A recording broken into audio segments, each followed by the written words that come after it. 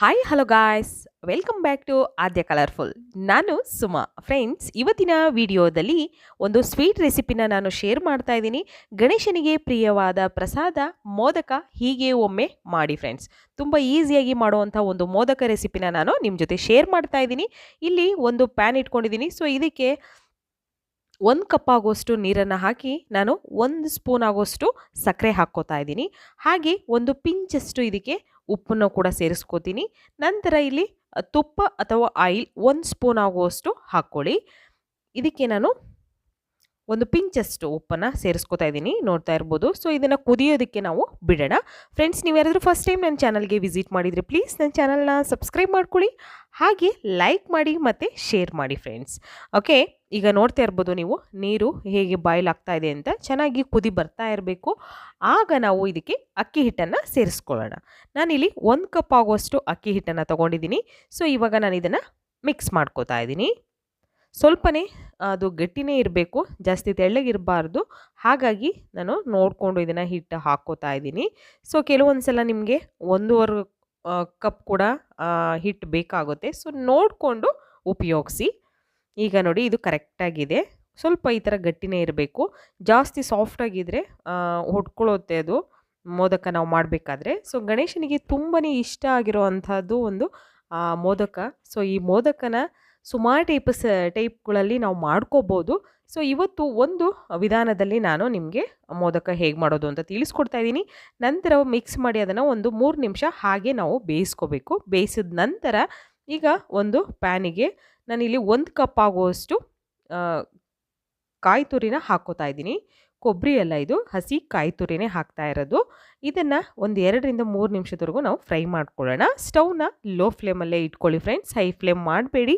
ಯಾಕೆಂದರೆ colour change ಆಗಿಬಿಡುತ್ತೆ ಕಾಯ್ದು. ಸೊ ಆವಾಗ ಅದು ಟೇಸ್ಟು ಕೂಡ ಬೇರೆ ಥರ ಬರುತ್ತೆ.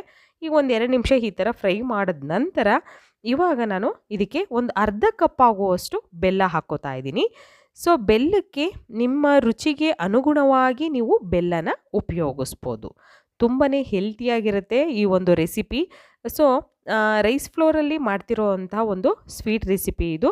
ಇವಾಗ ನೋಡಿ, ಬೆಲ್ಲ ನಾನು ಹಾಕಿ ಇದನ್ನು ಮಿಕ್ಸ್ ಮಾಡ್ಕೋತಾ ಇದ್ದೀನಿ. ಸೊ ಹೀಗೆ ಫ್ರೈ ಮಾಡ್ತಾ ಇರಿ ಒಂದು 2ರಿಂದ 3 ನಿಮಿಷದವರೆಗೂ. ಆಗ ಬೆಲ್ಲ ಕರಗ್ತಾ ಬರುತ್ತೆ ನಿಧಾನವಾಗಿ. ಇದಕ್ಕೆ ನಾನು ತುಪ್ಪ ಕೂಡ ಹಾಕ್ತಾ ಇದ್ದೀನಿ, 1 ಸ್ಪೂನ್ ಆಗುವಷ್ಟು. ನೋಡಿ, ತುಪ್ಪ ಹಾಕಿ ಇವಾಗ ನಾವು ಮಿಕ್ಸ್ ಮಾಡ್ಕೊಳ್ಳೋಣ. ಗಣೇಶನಿಗೆ ತುಂಬ ಅಂದರೆ ತುಂಬಾ ಇಷ್ಟ ಇದು. ಗಣೇಶನಿಗೆ ಪ್ರಿಯವಾಗಿರೋ ಅಂಥ ಒಂದು ಪ್ರಸಾದ ಮೋದಕ ರೆಸಿಪಿ. ಹೀಗೆ ಒಮ್ಮೆ ಮಾಡಿ ನೋಡಿ ಫ್ರೆಂಡ್ಸ್. ನೋಡಿ, ಈಗ ಬೆಲ್ಲ ಎಲ್ಲ ಕರಗಿದೆ. ಸೊ ನೋಡ್ಬೋದು ನೀವು. ಈಗ ಮಿಕ್ಸ್ ಮಾಡ್ಕೋತಾ ಇದ್ದೀನಿ. ಹೀಗೆ ಮಿಕ್ಸ್ ಮಾಡಿ ಇದನ್ನು ಲೋ ಫ್ಲೇಮಲ್ಲೇ ನೀವು ಬೇಯಿಸ್ಕೋತಾ ಇರಿ. ಜಾಸ್ತಿ ಅದು ಪಾಕ ಆಗೋ ಹಾಗೆ ಮಾಡ್ಕೋಬೇಡಿ. ಈಗ ಇದು ಕರೆಕ್ಟಾಗಿದೆ. ಸೊ ಇದನ್ನು ನಾನಿವಾಗ ಇದಕ್ಕೆ ಕೆಲವೊಂದು ಡ್ರೈ ಫ್ರೂಟ್ಸ್ನು ಕೂಡ ಹಾಕ್ಕೋತಾ ಇದ್ದೀನಿ.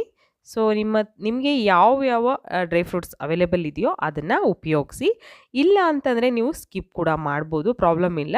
ಅಥವಾ ಡ್ರೈ ಫ್ರೂಟ್ಸ್ ಇಲ್ಲ ಅಂತಂದರೆ ನೀವು ಕಡಲೆ ಬೀಜ ಅದನ್ನು ಕೂಡ ಪೌಡರ್ ಮಾಡಿ ಹಾಕ್ಕೋಬೋದು. ನಂತರ ಇಲ್ಲಿ ನಾನು ಸ್ವಲ್ಪ ಏಲಕ್ಕಿ ಪೌಡರ್ನು ಕೂಡ ಹಾಕ್ಕೋತಾ ಇದ್ದೀನಿ. ಇಷ್ಟನ್ನು ಹಾಕಿ ಮತ್ತೆ ಇನ್ನೊಂದು ಸಲ ಮಿಕ್ಸ್ ಮಾಡ್ಕೊಳ್ಳೋಣ. ಓಕೆ, ಡ್ರೈ ಫ್ರೂಟ್ಸೇ ಹಾಕಬೇಕು ಅಂತ ಏನಿಲ್ಲ.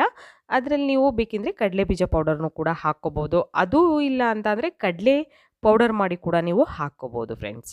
ಓಕೆ, ಈಗ ನೋಡಿ, ಹಿಟ್ಟು ಚೆನ್ನಾಗಿ ಅದು ಬೆಂದಿದೆ. ಬೆಂದಾಗಿರೋ ಅಂಥದ್ದನ್ನು ಇವಾಗ ನಾನು ಚೆನ್ನಾಗಿ ಇದನ್ನು ಒಂದು 2ರಿಂದ 3 ನಿಮಿಷದವರೆಗೂ ನಾದ್ಕೋತೀನಿ ಚೆನ್ನಾಗಿ. ಸೊ ನೋಡಿ, ಈ ಥರ ಸ್ವಲ್ಪ ಅದು ಸುಡ್ತಾ ಇರುತ್ತೆ. ಸೊ ಕೈಗೆ ಸ್ವಲ್ಪ ನೀರನ್ನು ನಾವು ಅವಾಗವಾಗ ತೇವ ಮಾಡಿಕೊಂಡು ಈ ಥರ ಚೆನ್ನಾಗಿ ನಾದ್ಕೋಬೇಕು.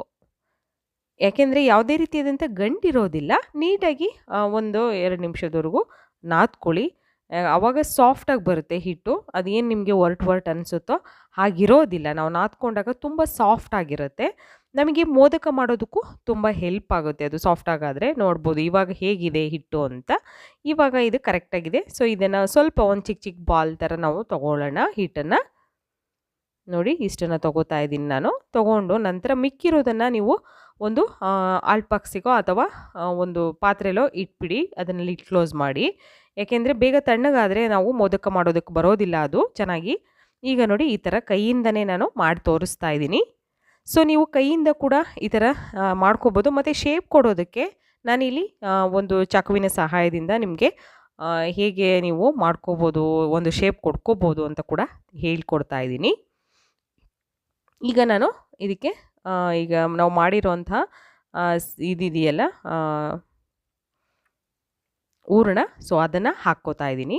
ನೋಡಿ, ಇವಾಗ ನಿಮಗೆ ಶೇಪ್ ಬೇಕು ಅಂದರೆ ಈ ಥರ ಅಲ್ಲಲ್ಲಿ ನೀವು ಒಂದು ಈ ಥರ ಡಿಸೈನ್ ಮಾಡ್ಕೋಬೋದು, ಅಥವಾ ಅದು ಆಗಲ್ಲ ಅಂದರೆ ನೋಡಿ ಈ ಥರ ಫಸ್ಟು ಅದನ್ನು ಕ್ಲೋಸ್ ಮಾಡಿ, ನಂತರ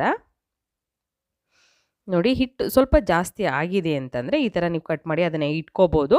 ನಂತರ ಈಗ ಒಂದು ಶೇಪು ಈ ಥರ ನೋಡಿ ತಾನಾಗಿ ಅದು ಶೇಪ್ ಕೊಟ್ಕೊಳ್ಳುತ್ತೆ ಫ್ರೆಂಡ್ಸ್. ತುಂಬ ಈಸಿಯಾಗಿ ನೀವು ಮೋದಕನ ಮಾಡ್ಕೋಬೋದು. ಗಣೇಶನಿಗೆ ತುಂಬ ಪ್ರಿಯವಾಗಿರೋ ಅಂಥದ್ದು. ಹಾಗಾಗಿ ಈಗ ಗಣೇಶ ಚತುರ್ಥಿ ಬರ್ತಾ ಇದೆ. ಸೊ ಗಣೇಶ ಚತುರ್ಥಿಗೆ ಒಂದು ಸ್ಪೆಷಲ್ ಆಗಿರೋಂತಹ ಮೋದಕನ ನೀವು ಕೂಡ ಮನೇಲಿ ಟ್ರೈ ಮಾಡಿ. ಸೊ ನೋಡಿ, ಇದು ಸಿಂಪಲ್ಲಾಗಿ ಹೇಗೆ ಮಾಡ್ಕೊಳ್ಳೋದು ಅಂತ ನಾನು ತಿಳಿಸಿದ್ದೀನಿ.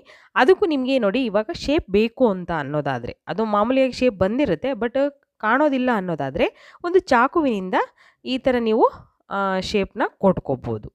ನೋಡಿ ಹೀಗೆ,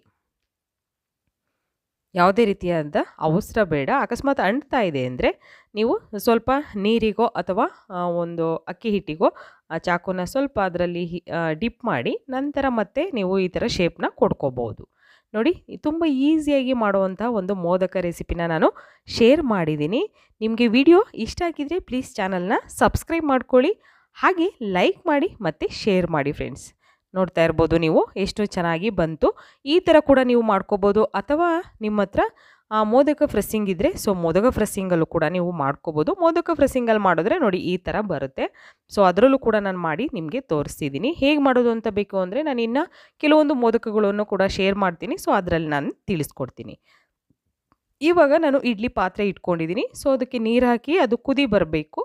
ಆಗ ಇವಾಗ ಒಂದು ನಾನಿಲ್ಲಿ ಈ ಥರ ಡಾಟ್ಸ್ ಇರೋ ಅಂಥದ್ದು, ಅಥವಾ ನಿಮ್ಮ ಯಾವುದೀಗ ಅನ್ನ ಬಸಿಯೋದು ಯಾವುದಾದ್ರೂ ಈ ಪಾತ್ರೆ ಇರುತ್ತಲ್ಲ, ಸೊ ಅದರಲ್ಲಿ ಕೂಡ ನೀವು ಈ ಥರ ಸ್ಟೀಮಲ್ಲಿ ಇದನ್ನು ಮೋದಕಗಳನ್ನು ಬೇಯಿಸ್ಕೋಬೋದು. ಸ್ವಲ್ಪ ಆಯಿಲ್ನ ಹಚ್ಚಿದ್ದೀನಿ ನಾನು, ಯಾಕೆಂದರೆ ಅದು ಅಂಟ್ಕೋಬಾರ್ದು ಅನ್ನೋದಕ್ಕೆ. ಸ್ವಲ್ಪ ಆಯಿಲ್ ಹಚ್ಚಿ ನಾವು ಈ ಮೋದಕಗಳನ್ನು ಹೀಗೆ ಜೋಡಿಸ್ಕೊಳ್ಳೋಣ. ನೋಡಿ ಈ ಥರ ಜೋಡಿಸ್ಬಿಟ್ಟು ಇದನ್ನು ಈಗ ನಾನು ಎಲ್ಲ ಮೋದಕಗಳನ್ನು ಜೋಡಿಸಿದ ನಂತರ ಒಂದು 10 ನಿಮಿಷ ಇದನ್ನು ನಾನು ಸ್ಟೀಮಲ್ಲಿ ಅಂದರೆ ಹಬೆಯಲ್ಲಿ ನಾನು ಬೇಯಿಸ್ಕೊತಾ ಇದ್ದೀನಿ. ಇದು ಹಬೆಯಲ್ಲೇ ಬೇಯಬೇಕು. ಒಂದು 10 ನಿಮಿಷ ಇದನ್ನು ಬೇಯೋದಕ್ಕೆ ಬಿಟ್ಬಿಡೋಣ. ನೋಡ್ತಾ ಇದ್ದೀರಲ್ಲ, ತುಂಬ ಈಸಿಯಾಗಿ ಈಗ ಬೆಂದಿದೆ. ಇದನ್ನು ನಾನು ತೆಗೆದು ಕೂಡ ತೋರಿಸ್ತಿದ್ದೀನಿ ನಿಮಗೆ. ಈಸಿಯಾಗಿ ಗಣೇಶನಿಗೆ ಪ್ರಿಯವಾಗಿರೋವಂಥ ಪ್ರಸಾದ ಮೋದಕ ಒಮ್ಮೆ ನೀವು ಹೀಗೆ ಮಾಡಿ ನೋಡಿ ಫ್ರೆಂಡ್ಸ್. ಓಕೆ, ಖಂಡಿತವಾಗ್ಲೂ ಎಲ್ಲರಿಗೂ ಇಷ್ಟ ಆಗಿದೆ ಅಂತ ನಾನು ಭಾವಿಸ್ತೀನಿ. ಇಷ್ಟ ಆಗಿದ್ರೆ ಚಾನಲ್ನ ಯಾರೆಲ್ಲ ಸಬ್ಸ್ಕ್ರೈಬ್ ಮಾಡಿಲ್ವೋ ಪ್ಲೀಸ್ ಚಾನಲ್ನ ಸಬ್ಸ್ಕ್ರೈಬ್ ಮಾಡ್ಕೊಳ್ಳಿ, ಹಾಗೆ ಲೈಕ್ ಮಾಡಿ ಶೇರ್ ಮಾಡಿ. ಓಕೆ, ಇವತ್ತಿನ ವಿಡಿಯೋನ ಇಲ್ಲಿಗೆ ಮುಗಿಸೋಣ. ಮತ್ತೆ ಇನ್ನೊಂದು ಹೊಸ ವಿಡಿಯೋ ಜೊತೆ ಬರ್ತೀನಿ. ಅಲ್ಲಿವರೆಗೂ ಬಾಯ್, ಸಿ ಯು.